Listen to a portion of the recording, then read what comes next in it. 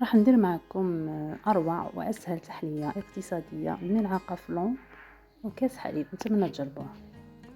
هنا عندي كمية من الفريز، درت له 2 ملاعق سكر ودرتهم على النار حتى يتقال الخليط يولي على شكل مربى.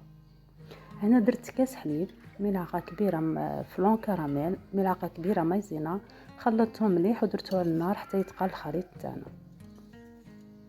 هنا بعد ما تقال جبت علبة ياغورت، استعملوا اي نكهة عندكم، خلطتهم مليح وغطيتهم بابي فيلم ودرتوه في المجمد. هنا بعد ما برد معنا ضفت 2 ملاعق شانتيي وطلعته.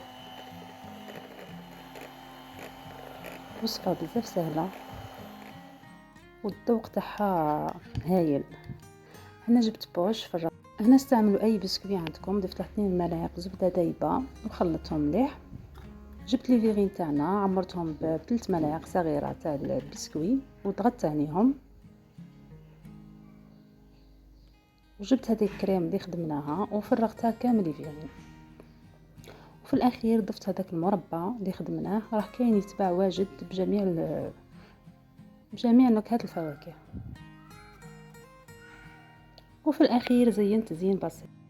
انا اللي عندي وما يتفرجوليش، نتمنى اللي يشوف الفيديو اول مره نقولوا اشترك وفعل الجرس. سلام.